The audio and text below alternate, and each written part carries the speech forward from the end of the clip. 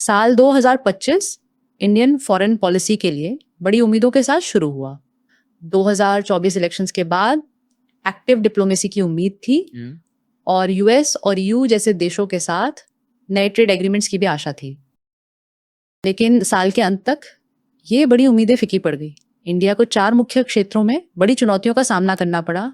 Economic security, energy security, global strategic stability और अपने पड़ोस की सुरक्षा। बांग्लादेश और नेपाल जैसे पड़ोसी देशों में राजनीतिक स्थिति अस्थिर हो गई।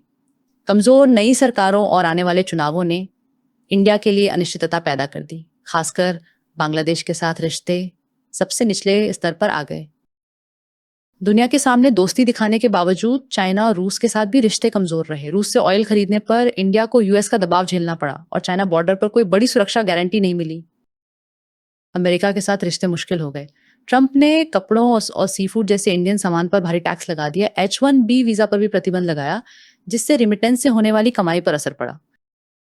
दुनिया का पावर बैलेंस बदल गया। अमेरिका ने चीन और रूस पर अपना रुख नरम कर लिया और अपनी नई सिक्योरिटी स्ट्रैटेजी में इंडिया को एक सीमित भूमिका दी। इससे वॉशिंगटन के साथ गहरी दोस्ती अब जोखिम भरी लगने लगी।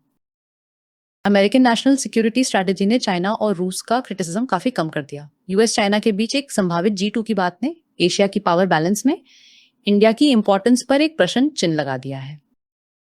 ऑपरेशन सिंदूर मिलिट्री एंगल से असरदार था, लेकिन हमें इंटरनेशनल डिप्लोमेटिक सपोर्ट ज्यादा नहीं मिला। सरकार ने इंडियन फाइटर जेट्स के गिरने की खबरों को ना तो पुष्ट किया और ना ही इनकार, जिससे इंडिया की क्रेडिबिलिटी को नुकसान पहुंचा है।